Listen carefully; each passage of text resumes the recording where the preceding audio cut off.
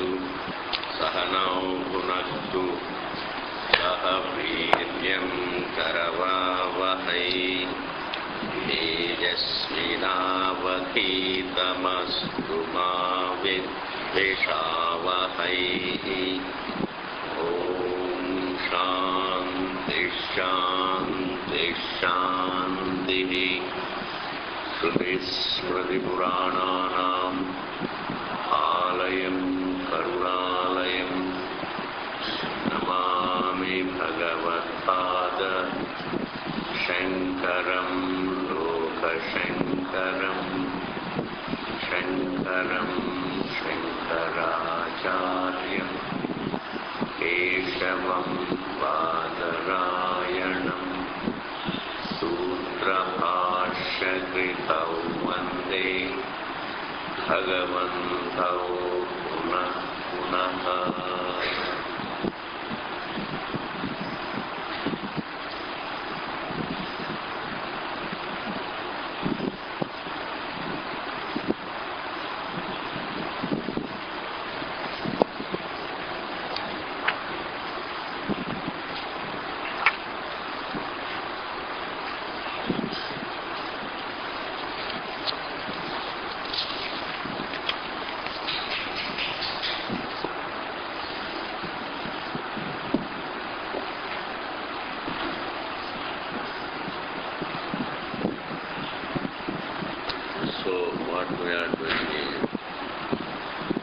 शरीरत्वमेव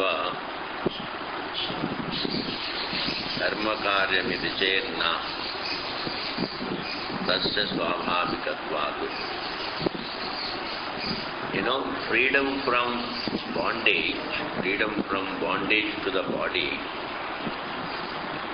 that freedom, if it was said that freedom is the result of an action, freedom is the result of effort, we say it's not true, because freedom from the body is the nature of the self. Freedom from the body is not something that has to be accomplished through some ritual or action.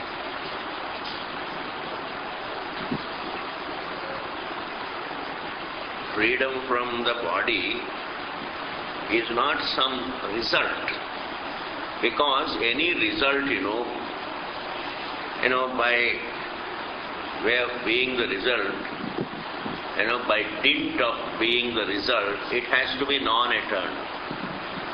Anything that comes about has to disappear. You see, this is something, a very, very pervasive, it's a very, very useful logic to follow in life.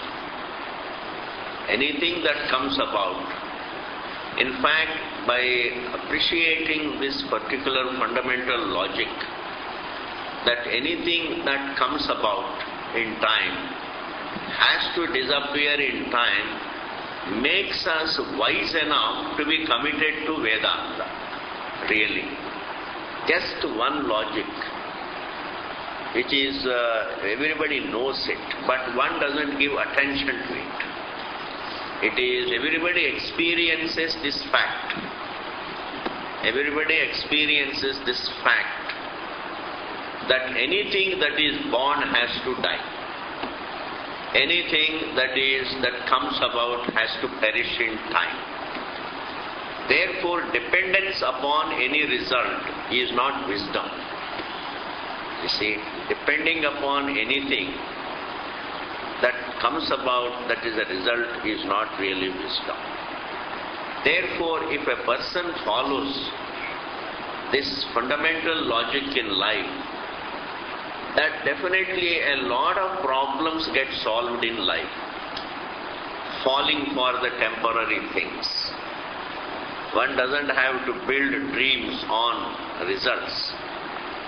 When we build dreams on results, the results being results, they have to disappear. Therefore, one's dreams also disappear. One gets disillusioned. Therefore, if moksha is final freedom of man, if that is also the result of an action, then even the final freedom called moksha would be non-eternal.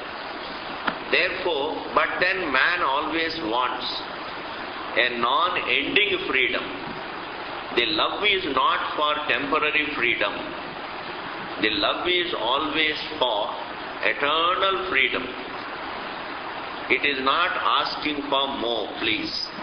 When man loves eternal freedom, he is not asking for more, because that happens to be his nature. You see, asking for happiness, when man loves happiness, he is not being unnatural, he is not asking for more. When he wants happiness, when he wants peace, when he wants freedom, he is not asking for anything more. In fact, he is only asking for himself. He is only asking for his own nature.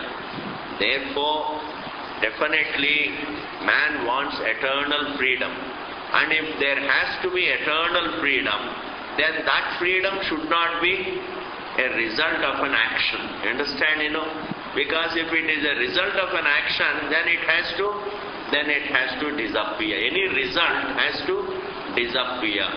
So eternal freedom cannot be the result of an action. Therefore, moksha is not the result of any ritual, is not the result of good and bad deeds. Moksha, the eternal freedom, does not come through good and bad deeds.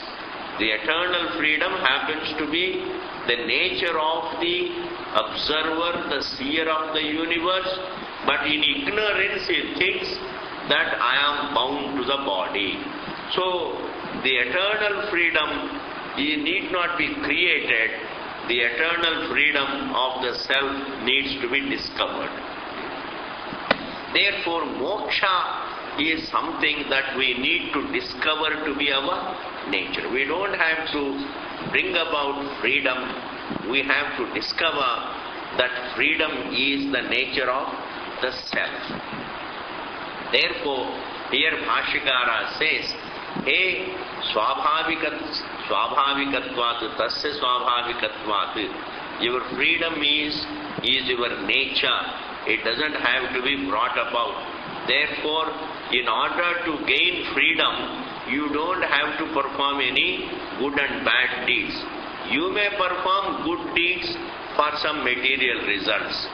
You may perform good deeds, and just because you are performing some Vedic good deeds or the empirical mundane good deeds, it doesn't mean your freedom is assured. In fact, your good deeds can only bring you some good material pleasures, and those good material results are always in the form of some sense comforts, some sense pleasures. But the eternal freedom is something that is one's nature, and that has to be discovered, and for which is the Vedanta, the education. And therefore, we don't leave action, we don't also depend upon action. We perform action for survival, and we reflect and understand ourselves for freedom. This is the vastu sthiti.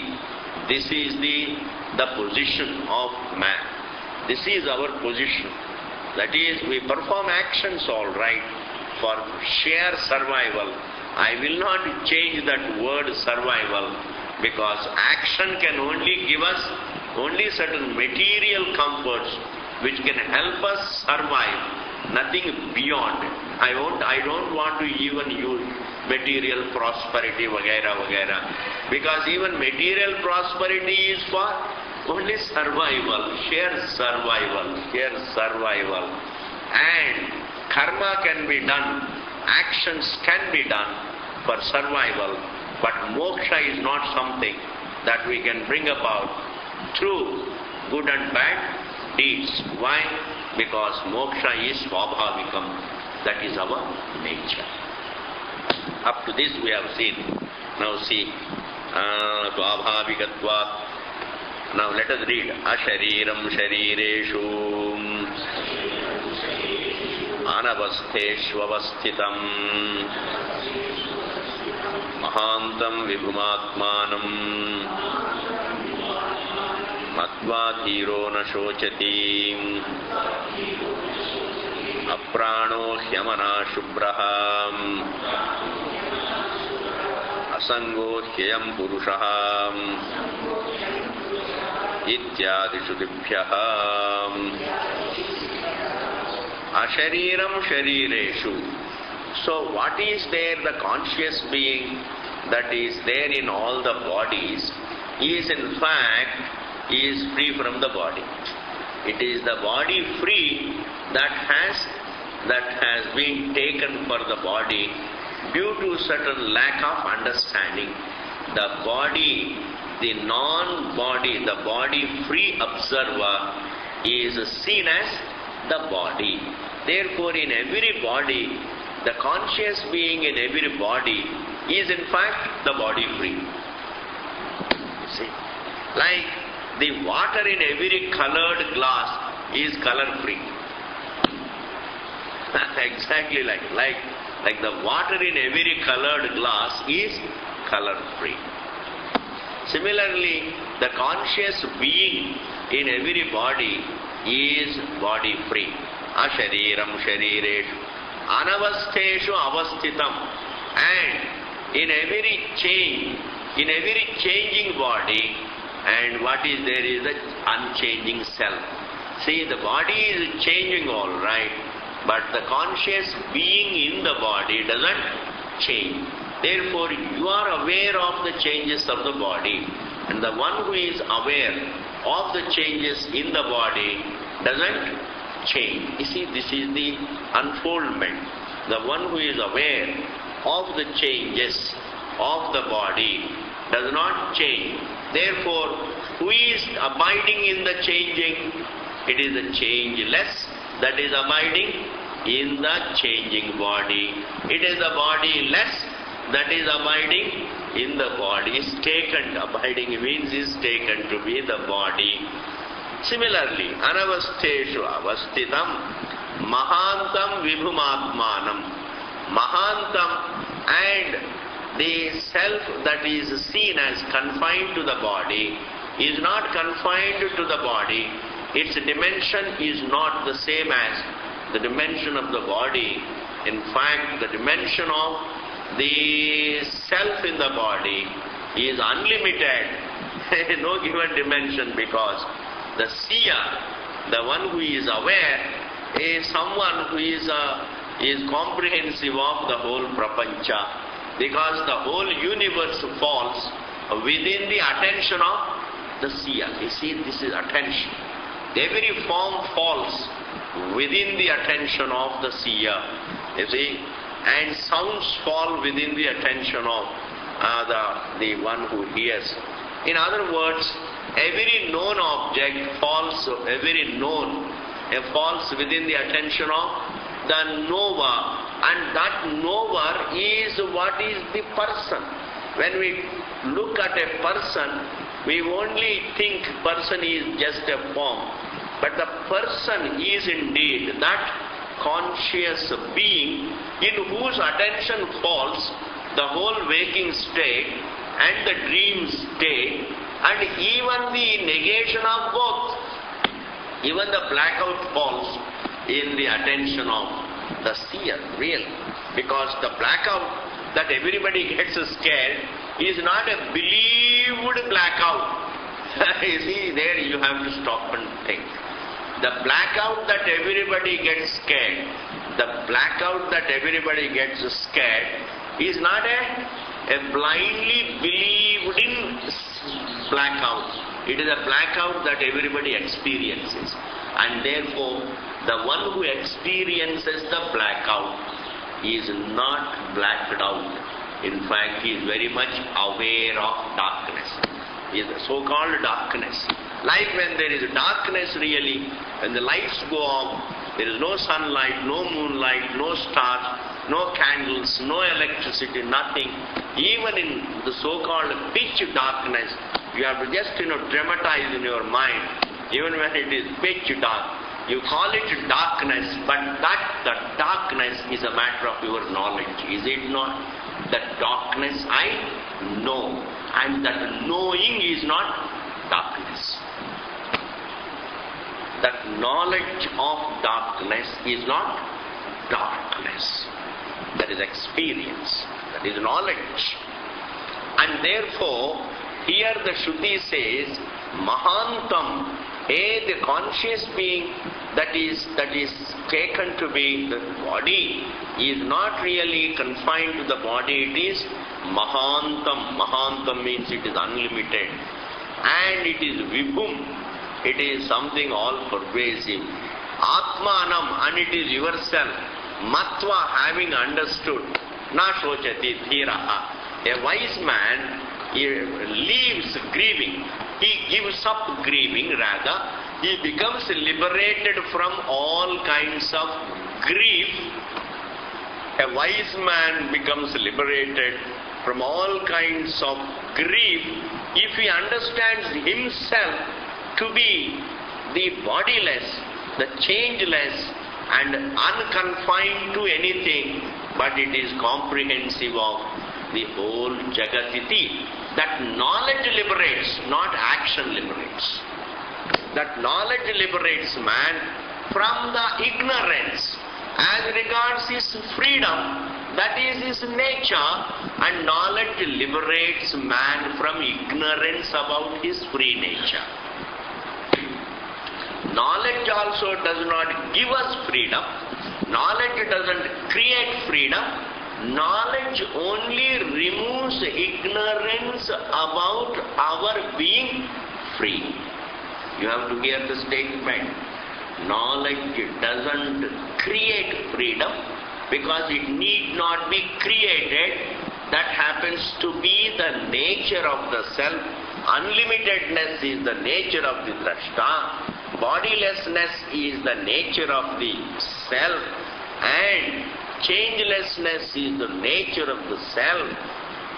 Non-duality is the nature of the self. Freedom is the nature of the self, and that fact is not known to man, and therefore he takes himself to be bound, and knowledge removes that ignorance about our free nature. And freedom from ignorance about our own free nature is called moksha. So moksha means what? Freedom from ignorance about our free nature. Freedom from ignorance about our eternity, eternal nature. Freedom from our ignorance about our ashariratvam, bodiless nature, embodiment-less nature. Naturally bodiless. When you go to Sushupti, there is no body. Even now, we are not the body, we are not the body, however much we may say I am the body, that is avidya. Assertion that I am the body is avidya, means it's a certain error. It's an erroneous perception. It is an uncorrected view. Assertion that I am the body is an uncorrected view. But this assertion that I am the body doesn't change the fact that the one who is aware can never be qualified by what you are aware of. What we are aware of, the form cannot qualify the seer. Simple logic. Vedanta is all simple logic. Simple thinking. It's a very clean, simple thing. The form doesn't qualify the seer. The sound doesn't qualify the hearer. If form were to qualify the seer, then form would be an adjective of the seer. If form were an adjective of the seer, then the seer would be as inert as The form is inert, but the seer of the form is not inert. So the inert cannot qualify the non-inert, the conscious.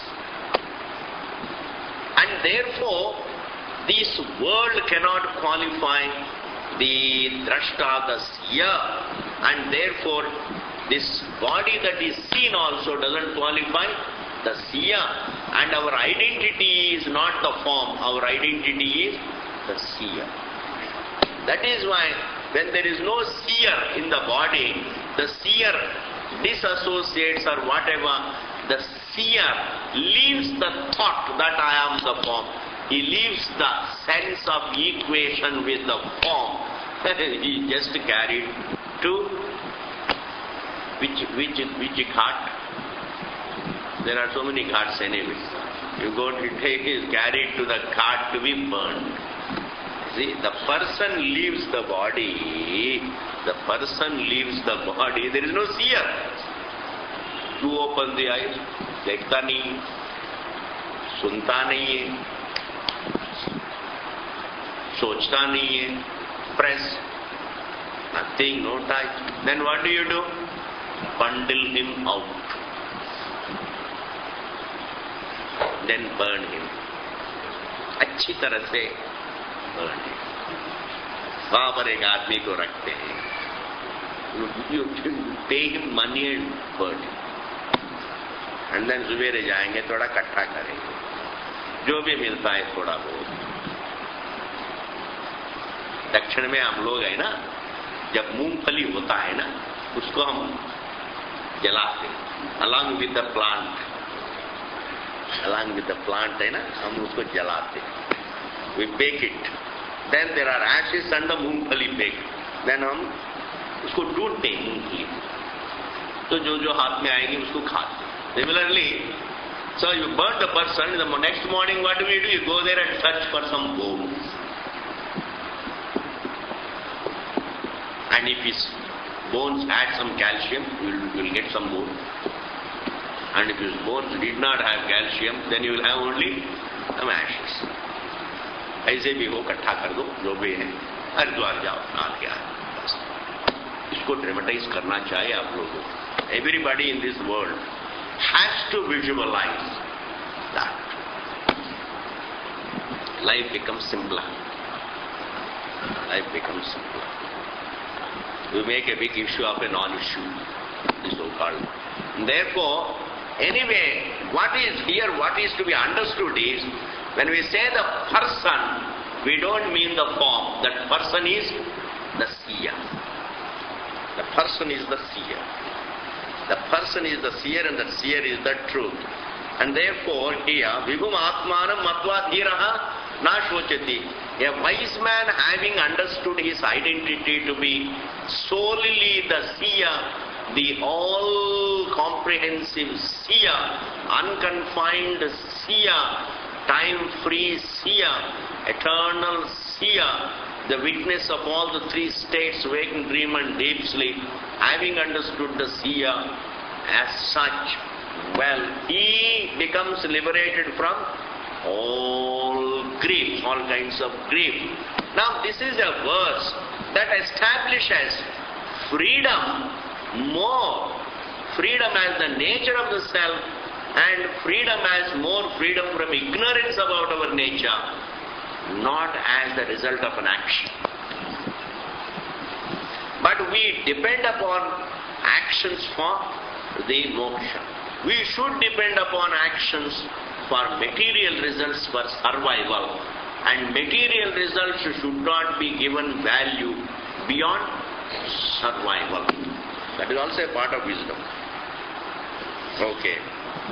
Continuation. Next Shruti, see. Aprano hyamana shubraha. Nice verses. This self is breath free. This self is breath free. Meaning the self does not depend on breath for its existence. In deep sleep, one is peaceful, but he is not aware, he is not dependent upon breath. It doesn't depend upon breath. It doesn't depend upon breath. The survival of his waking body depends upon breath. Therefore, an onlooker, a person who is an onlooker, when he sees a sleeping person, he thinks that person is breathing. But actually that person in deep sleep is not even aware of the body and the breath and the universe. So he is free from breath. So this body is breathing, and that too in the realm of the onlooker.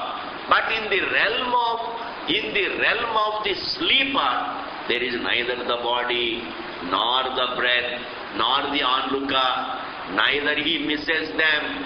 In fact, this universe doesn't exist for the one in deep sleep. Therefore, the deep sleep state, change of waking state, definitely explains to us that our existence is not dependent upon breath. And truth has to be independent of breath anyway. If truth depends upon breath, then the breath would be truer than truth, is it not? If truth were to depend upon breath, then which would be greater? Breath would be greater than the truth. Then why call what depends upon the breath the truth? It is better to call breath the truth. Sab confusion ho jayega. And therefore, see, it is apranaha, it is breath free. And prana, breath includes all other physiology. It is physiology free. Thought free, amana, it is mind free, it is thought free. Prana, amana, shubhra, that is its purity. The purity of the truth lies that his existence is physiology free, and therefore sickness free, and therefore birth free, and therefore age free, and therefore death free. And that is its purity. Shubhra. Aprano hyamana shubhra. Asango hi ayam purushaha. And this being is unrelated to anything, asanga. Unattached to anything, unassociated to anything, and unattached, unassociated with anything, and unrelated to anything, because there is nothing other than it. There is nothing other than it. Because everything is indeed ultimately, it boils down to that awareness. Asango hi ayam purushaha ityadi shrutibhyaha. From these shrutis, what is clear is that the freedom is the nature of the self, eternity is the nature of the self, to be is the nature of the self, to be unlimited is the nature of the self, to be eternal is the nature of the self, to be peaceful is the nature of the self, to be non-dual is the nature of the self. Do you know what is that nature? All that we want to be is the nature. All that I want to be is the nature, real. It is impossible to develop a desire contrary to one's nature. It's impossible. There can never be a choiceless desire contrary to one's nature. Therefore, the very fundamental, the choiceless desire, choiceless and universal desire is a wonderful clue to one's nature. It is a linga. Man wants to be happy choicelessly. That happens to be his nature. It is not possible to love for something which is not my nature. Because our nature happens to be most desirable. And that is most desirable because that happens to be its nature. So when you say I want money, that is not choiceless desire. But through the money I want to be happy. That is the choiceless desire. So the choiceless desire is for happiness, and therefore happiness is the nature. I want money so that I can be peaceful. Therefore the choiceless desire is for the peace. I want security so that I can exist. Therefore existence is the desire for existence is choiceless. Therefore existence is the nature. Peace is the nature. Eternity is the nature. That means the choiceless desire that man has is a definite clue to his nature. Is a definite clue to his nature. Therefore man is only longing for himself. He is not longing for anything. So even when a person longs for his roots, cultural roots, or national roots, or community roots, that is not his really choiceless love. His choiceless love is, supposing I go back to my country, I will be happy. If I go back to my community, I will be happy. If I go back to my land, I will be happy. It is not that the land is the choiceless desire, or the community is the choiceless desire, or one's own land is the choiceless desire, nation is the choiceless desire. That is not true if we really think very deeply. In fact, maybe through that land, through that community, through those roots, perhaps again, I can be happy. That love for happiness is universal and choiceless. And that is exactly, that happens to be his nature. That is why here Bhagavan says, well, sir, the aprano hyamana shubraha asangoti ayam purushaha ityadi shudibhyaha. From these statements it is clear that man's freedom is achieved not through any good and bad deeds, but through right thinking about himself. And that right reflection is instilled, is brought about, is directed by Vedanta, and in that sense Vedanta becomes a pramanam, a means of right teaching and right knowledge. Atayeva anushtheya karma phala vilakshanam mokshakhyam ashariratvam nityamiti siddham. Atayeva, for the above said reasons, Atayeva, anushtheya karma, the actions that are performed, anushtheya karma, phala vilakshanam, man's freedom is unlike the results that are created by the actions that are performed. You see, man's freedom is unlike the results of actions performed. Actions that we perform can only bring about material results, but what he wants is not the material results, but what he wants is, he wants to be and be peaceful and be unnegatable. You see, unnegatability is not asking for more. If somebody says, I don't want to die, you don't have to tease him. Oh, this man, you see, he doesn't want to. Who wants to die anyway? Who wants to die? Even Bhishma had to remain. Even he didn't want to leave the body. So, January 13th is only a bahana. Not able to follow? January 13th is only a bahana because everybody wants to. Everyone wants to. I say, love for existence is choiceless. It's not really blunt. Is not something by choice. Is not of one's own making. Therefore, fundamental things we have to understand which are natural, which are common to all human beings.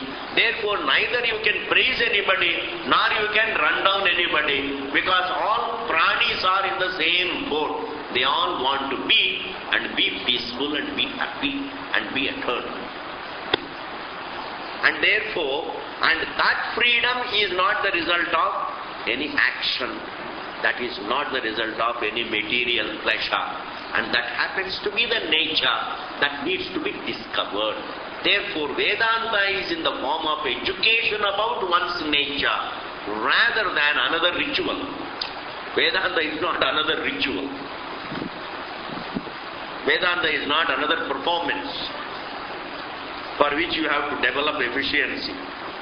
So when you study Vedanta, you will become efficient in your action, vagera, vagera, because the purpose of Vedanta is not really becoming efficient in one's action, etc. It is not that. It is only when all your efficiency in your action doesn't really make you happy, then you turn to Vedanta. उस topic में नहीं जाएंगे, वो तो बहुत गड़बड़ा है, वो तो लंबी चौड़ी है, सो विल जस्ट इतना समझ लीजिए. अतएव अनुष्ठेय कर्म फल विलक्षणम मोक्षाख्यम, otherwise called moksha. It is indeed the moksha, the freedom of man is unlike all the material results. Ashariratvam, and moksha is in the form of discovering that we are not the body. Ashariratvam, bodilessness. Bodilessness is a fact. There is a notion that I am the body. Therefore, I have to correct the view that I am the body by discerning between the seer and the seen body.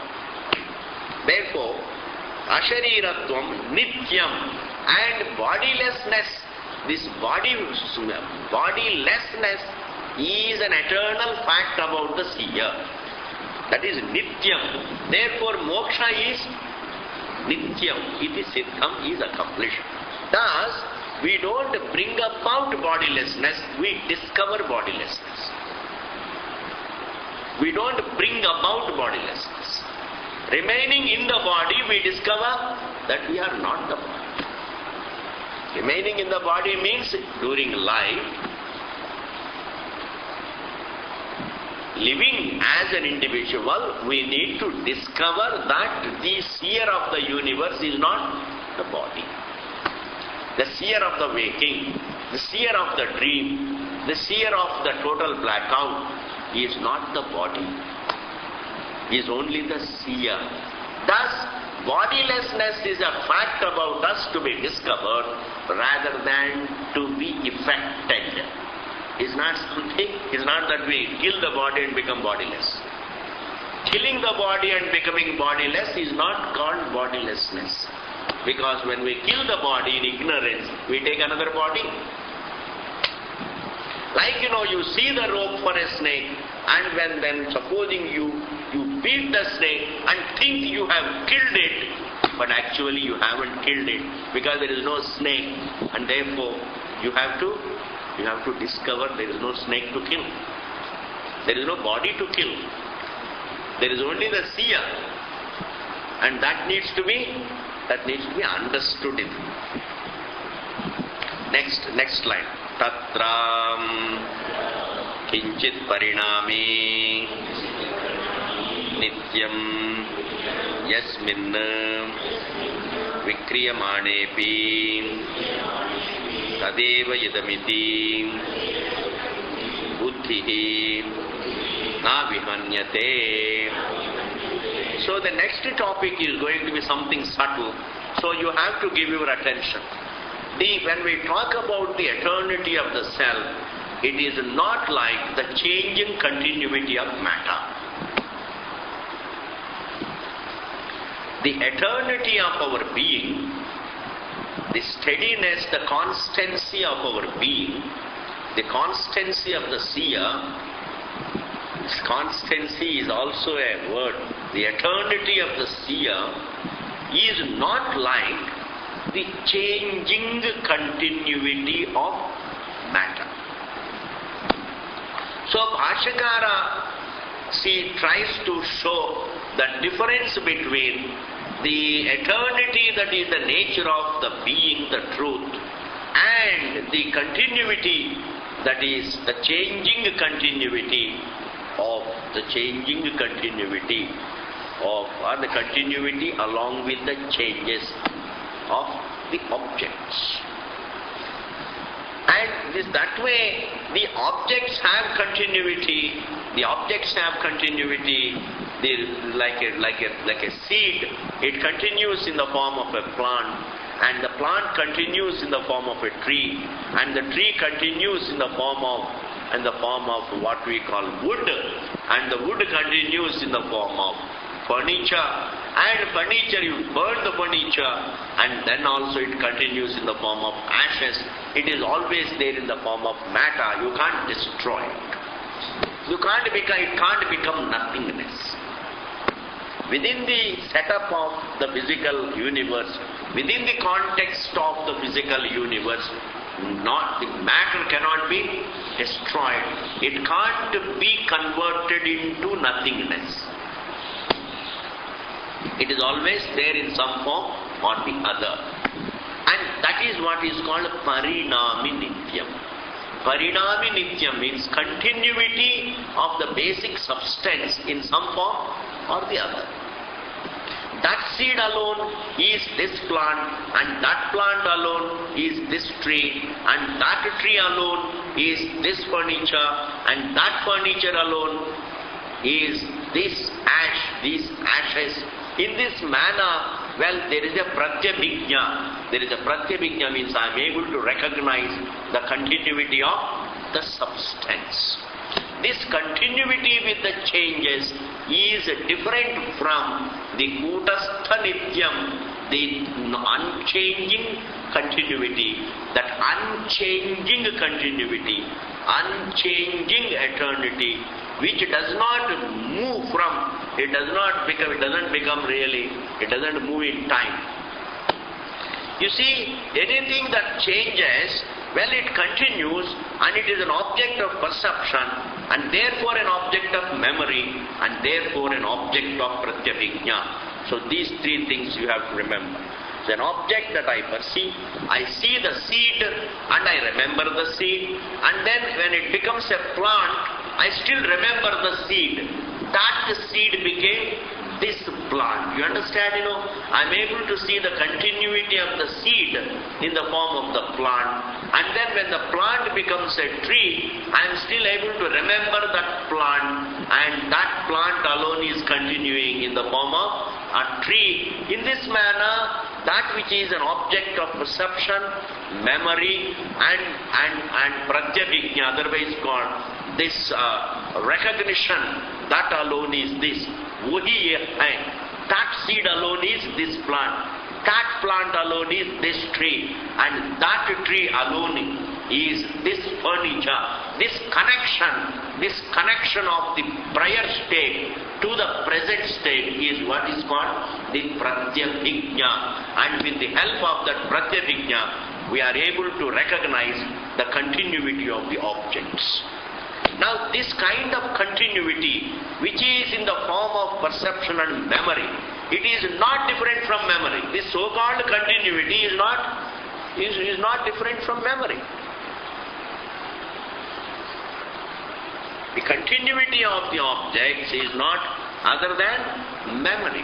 But the seer is not an object of perception, and therefore it is not an object of memory, and therefore it is not even an object of pratyabhijna. You can't say that me alone is this me.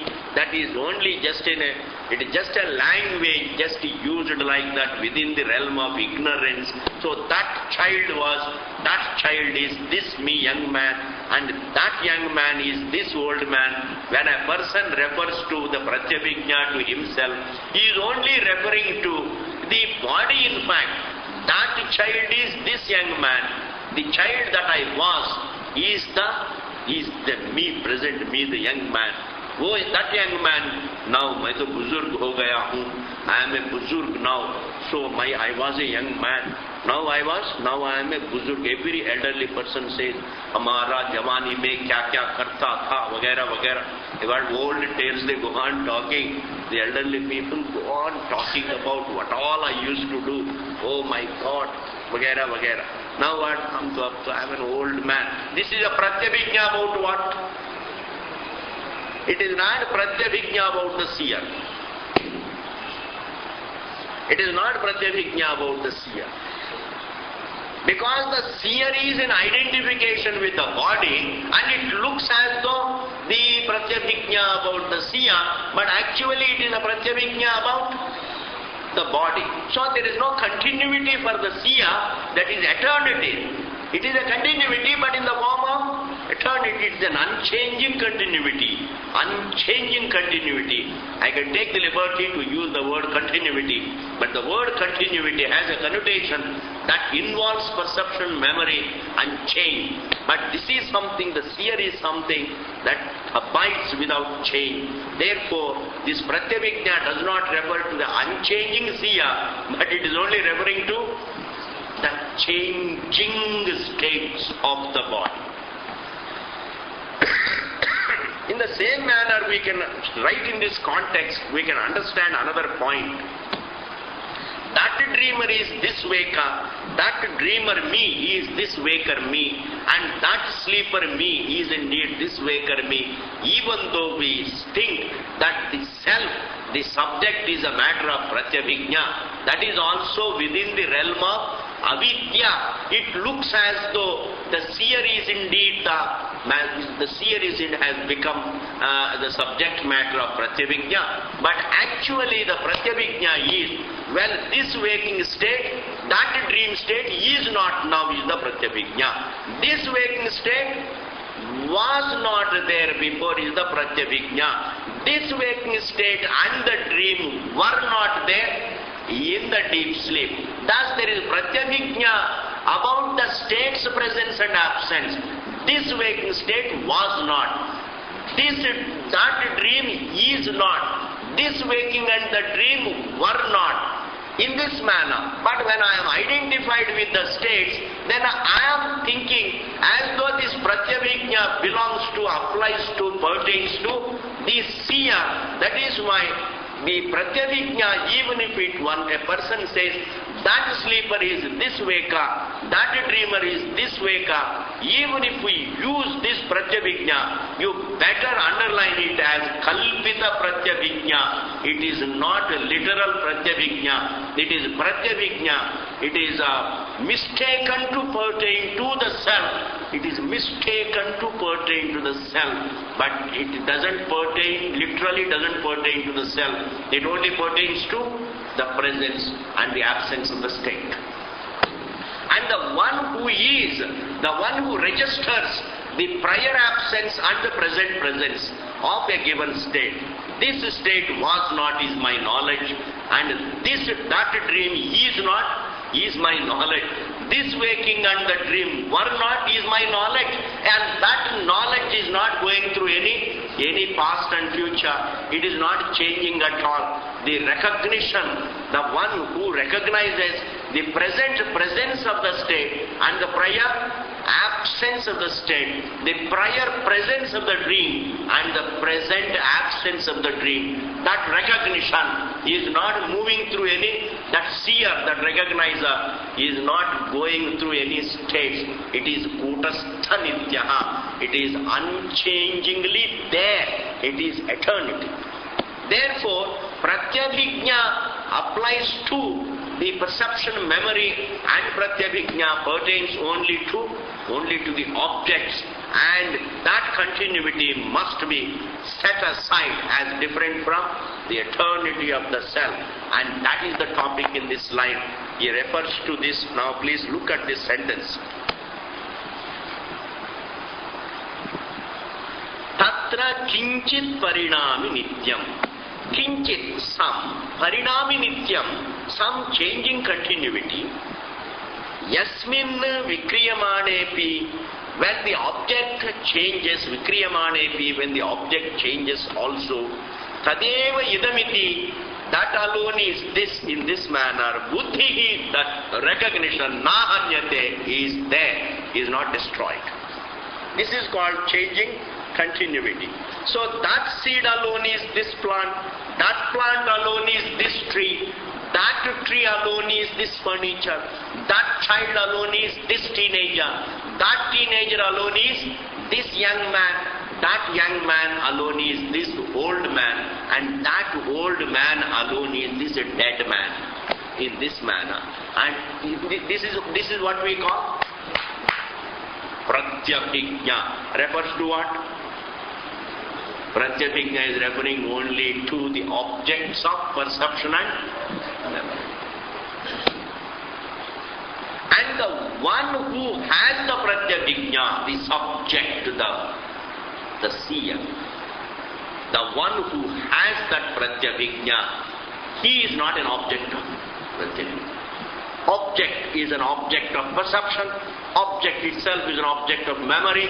Object itself is an object of Pratyabhijna. The one who entered, the one who perceives, the one who remembers, and the one who has Pratyabhijna, the subject, the Vishayi, is not an object of perception, memory, or Pratyabhijna, and that is eternal. And we have a word for it, and that is Kutastha Nityaha, whereas the objects have Parinami Nityam. There are certain schools like Sankhya, etc. They do accept the continuity of the objects itself as eternity, whereas Bhashyakara says the continuity of the object is different from the Nityatvam, the eternity. When we say Atma is Nityaha, it doesn't mean it is not in the form of changing continuity. Yatha Prithiviyadi Jagat Nityatva Vadinam. Prithiviyadi Jagat Nityatva Vadinam. So there are certain vadis, there are certain schools which talk about the universe alone as eternal. When you talk about the eternal, it is this universe that is eternal. Why? Because even though it goes through changes, but basic substance of the universe called matter, it continues. The earth was a part of the sun once upon a time, as they say, and now it is there in the form of the earth, a habitable place. It was inhabitable before, now it is habitable, and later on, we don't know, it may not be again habitable. We don't know, we are living in uncertain terms with all these jokers around as politicians. We don't know when it is going to go up in smoke. But anyway, it is going to continue in some form or the other. So for many scholars, for many schools, what is eternal? This world alone is eternal. That is how a layman also thinks. This world will continue, I'll be gone. You see, I'll be gone. This world to America. That is why he saves and go. Because this world will continue, children will continue, children's children will continue, they will continue, and therefore it is gone. Anyway, when you are not going to be there, you are not going to get the pleasure. When your grandchildren are enjoying, you are not aware of it. When your great-grandchildren are enjoying your saved money, you are not aware of it. How is it going to make you happy? That thought that they will enjoy makes me happy. Thoughts of the future only makes me happy in the present. This is a big chakkar. Let us not go into that topic. Therefore, I am non-eternal, the world has continuity. Thus, there are many schools which look upon the universe as the eternal. So, the eternity or the continuity that various schools talk about of the world, that continuity is different from the continuity or the eternity or the abiding nature of the observer, the self. Says, Yatha Prithiviyadi Jagat Nityatva Vadinam. Yatha cha Sankhyanam Gunaha. And Yatha cha And just as Sankhyanam Guna, the qualities of Sankhya. Sankhya is a school which talks about the world as something that is born of a subtle matter which has three gunas called Sattva, Rajas, Tamo Guna. There is a basic substance which is called Pradhanam, which enjoys three qualities called Sattva, Rajas and Tamas. And when they are in a state of balance, then there is no creation. And when the balance between Sattva Guna, Rajo Guna, Tamo Guna, these three gunas, when the balance is disturbed, then the same gunas start becoming created, becoming manifesting, and it becomes the whole universe. Now, this is what is called continuity. That means the unmanifest qualities, the subtle Sattva Guna, Rajo Guna, Tamo Guna, continue to be there in the form of the universe. And the universe, even after its resolution, continues to be there in the form of subtle matter. Subtle matter continues to be there in the form of the gross matter. When there is creation, there is gross matter, and when there is resolution, there is imperceptibly subtle matter. Therefore, matter continues either in the form of the perceptible matter or in the form of the imperceptible, but it has continuity. This is exactly for them what we call Parinami Nityam, they talk about. Now this Parinami Nityam, this continuity in time, this continuity which is appreciated with the help of memory, this continuity which is appreciated with the help of memory is different from the eternity of the soul, the eternity of the observer, because that observer is not an object of memory. It is something unto which even the faculty of memory resolves. The very memory based on which we appreciate the continuity, that very memory resolves unto the observer, and that observer unto whom the very memory resolves, that observer is what we call the eternal, the Paramartha, the Paramatma. The Paramatma's abiding nature, the Paramatma's continuity or the Paramatma's eternity is different from the continuity of the objects, and that depends upon only Pratyabhijna. It is synonymous with Pratyabhijna. Why? Because now, I am not going to go further, now I am going to tax your dimag for a little while. Continuity is not an object of Pratyabhijna. Continuity is synonymous with Pratyabhijna.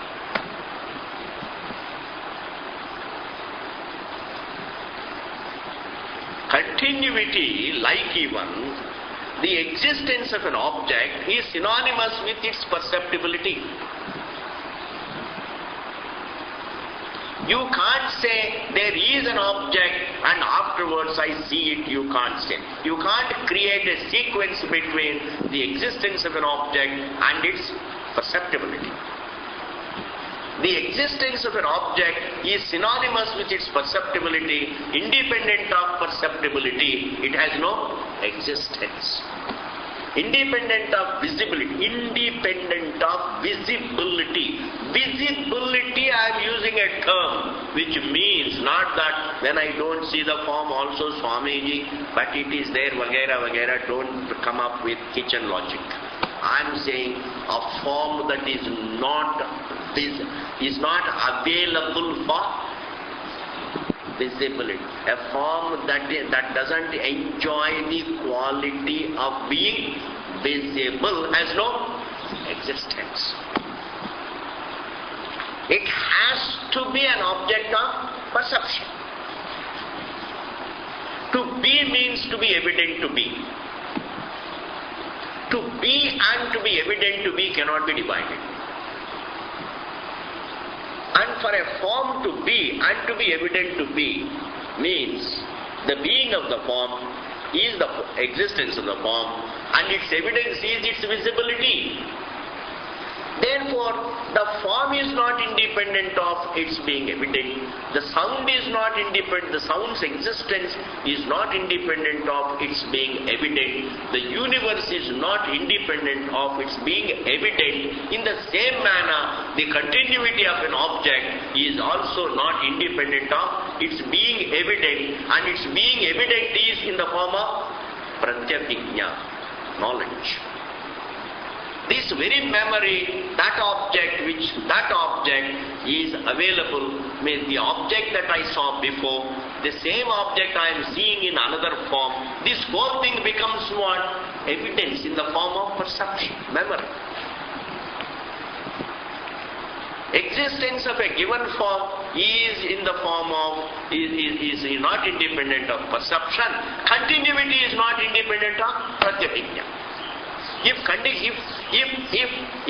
continuity is not independent of pratyabhijna, I do not mean also that it depends upon pratyabhijna. I mean only that it is synonymous with pratyabhijna. Like the existence of an object is synonymous with its to be, is synonymous with to be evident to be. To be is synonymous with evident to be. To be is synonymous with being evident to be. In the same manner, to be continuous is synonymous with being evident to be continuous. To be evident to be continuous is what is called pratyabhijna. Thus, the so-called continuity of the universe is not different from pratyabhijna, and therefore they are anyonya ashraya, otherwise called gauna ekatvam. And wherever there is gauna ekatvam, they must have mukhya ekatvam. Because unless the object is there, I can't see it. Unless I see it to be there, it is not there. Even though we divide them as two things, but they are not two things. To be and to be evident to be, we divide them, but they are not two things. And if we divide them as two things, then relate them as gauna ekatvam, that is unbreakably related. Unbreakable relationship means what? There is one block. To be and to be evident to be is one block. This is what is called really gauna ekatvam. And wherever there is gauna ekatvam, and behind it there is mukhya ekatvam, wherein there is no two things. So the continuity of the self does not depend upon the memory. The continuity of the self does not depend upon any memory, because memory itself depends upon the self. That is why it is self-evident. Its evidence does not depend upon any faculty or memory. If the existence of the self were to depend upon memory, then the memory should not depend upon the self, but the memory itself depends upon the subject, and therefore the continuity of the subject does not depend upon the memory, and that makes it svatasiddham, self-existent and self-existent and self-evident. That is the truth, that is the kutastha nityam, in contrast to, or at least as different from the parinami nityam. If not in contrast to, or at least different. It is unlike the continuity, definite, because continuity is in the form of a thought. Continuity is in the form of a pratyaya. Like the form is in the form of a thought, continuity of the form also is in the form of a thought. Whereas the seer is not in the form of a thought. Nor its continuity is in the form of a thought. That is why here he says here, just another 2 minutes. Please see. Idam tu paramarthikam kutastha-nityam vyomavat sarva-vyapi sarva-vikriya-rahitam nitya-triptam niravayavam Swayam Jyoti Swabhavam.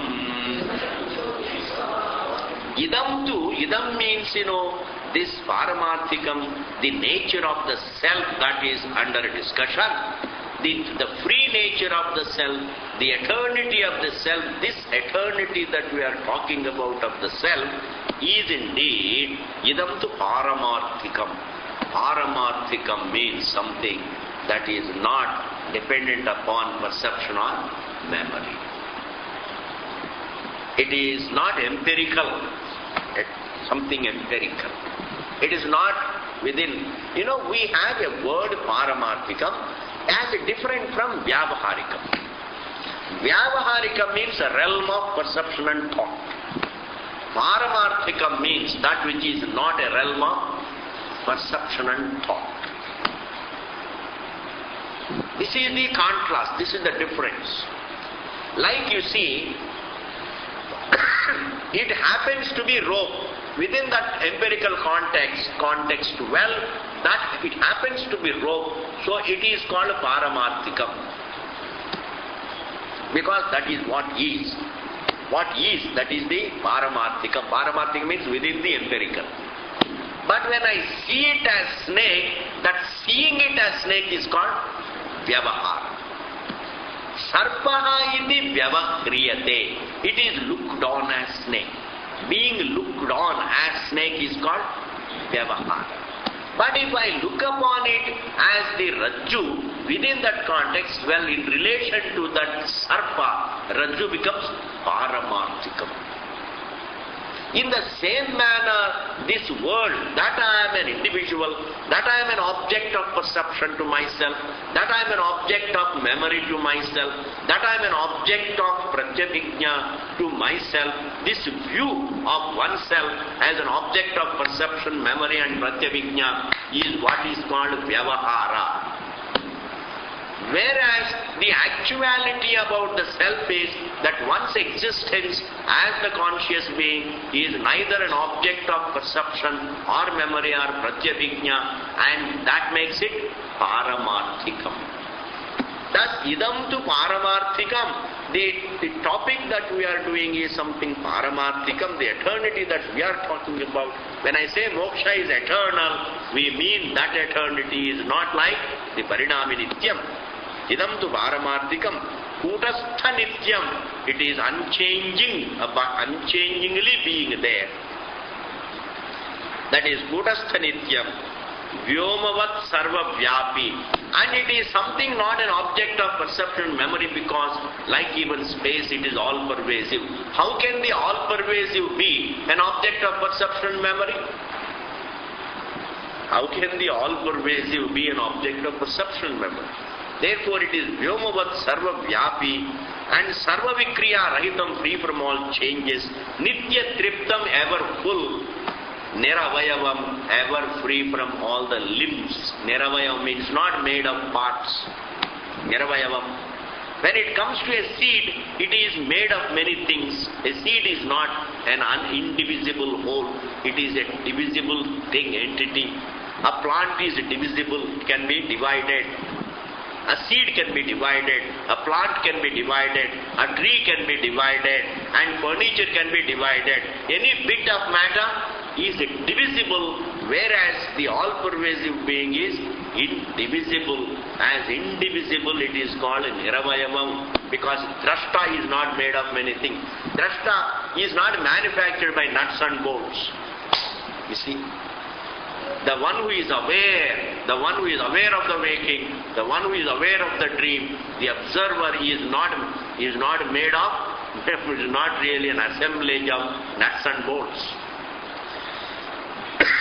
And therefore it is Niravayavam and Swayam Jyoti Swabhavam, and its existence does not depend upon physical perception, sense perception, or memory or pratyabhijna, and that makes it Swayam Jyoti Swabhavam. It is self-evident. And therefore, our free nature is self-evident. Our being the our being the subject is self-evident, our being pervasive also self-evident. You can't say it's not evident. When you say I am aware of the whole universe, whatever is within my attention. When you say it is nothing but the all-pervasiveness of the drashta. And it pervades not only the waking but also the dream and even their negation. It is all-pervasiveness. And what is all-pervasive? Whatever is the nature of the being is self-evident. Attention is not given to it. Man not giving attention to his being the subject. This me, what is this me? When the attention is not given to oneself, the subject, and that is what is called ignorance. And that itself sustains the error of taking the subject for the object. And there is no lack of evidence of its being the all-pervasive. There is only lack of recognition of the fact. You cannot doubt the evidence of the truth. We can't doubt the evidence of our existence, the evidence of our being conscious. And our being conscious, if it cannot be doubted, definitely, then we can't also doubt our being all-pervasive, because conscious means everything is within the context of only awareness. Independent of being drishyam, it has no existence really. As I told you, for the universe to be and to be evident to be, here are synonyms. And evident to whom? Not to the universe itself, evident to myself. And the evidence of the universe, and where I feel the existence of the universe and where I feel my own existence are the same point. The existence of the universe is felt in my attention, in me is felt the world's existence, in me itself is felt the subject's existence. Therefore, there is inseparability of the universe with the subject. The existence of the universe is not felt in the universe. The universe doesn't feel its existence. The universe is felt in the subject. And the subject's existence also is felt in the subject. And therefore, the non-duality of the subject, that the object is not another reality, is also evident. There is nothing that is unevident. The truth in its wholeness, the truth in its entirety, the truth in its actuality as it is evident. There is no dispute about the evidence. The Shruti doesn't talk about the lack of evidence, says the truth that is most evident. One doesn't give attention to it. That itself is called avidya. And giving attention to it is what is called real. And Vedanta Pramana well guides man's attention to himself. And that is how makes him understand. In that sense it becomes a Pramanam. And therefore, we don't have to perform great rituals. We don't have to do great penances. We don't have to undertake all these stupid things for human freedom. We can do a lot of things for material objects. And not that material objects are our goal. I say they are means for survival. We have to live on something. Because body being physical, it can survive only on the physical. You require some dal roti. For dal roti you have to work. The so-called great civilization is only for that physical survival. Nothing great about it. Nothing great about it. What we call civilizations is nothing but really a struggle for survival, taking different what we call turns and twists. The struggle for survival, taking different twists, turns and twists is what is called great civilization. But Vedic culture is not really helping you struggle for survival. Say it is helping man to discover his eternity. It is a different civilization. It's a different culture. Gate to self-knowledge, not merely building up a lifestyle, building up a certain civilization. building up a certain, you understand, living method, that is nothing. That is what happens, that is swabhavika. When human beings struggle to survive, definitely they go through different turns and phases. And that is what is called civilization. Nothing great about it. Able to follow? This is the topic. Therefore, moksha being eternal, moksha being the nature of the self, it is not a product of any ritual. We'll continue it later. Om Purnamadaha Purnamidam Purnat Purnamudachyate Purnasya Purnamadaya Purnameva Vasishyate Om Shanti Shanti Shanti.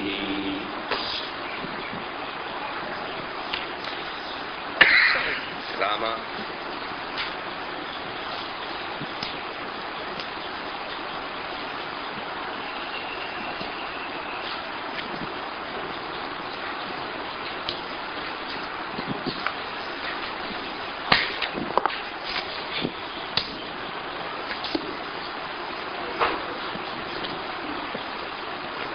Hare Om Ji.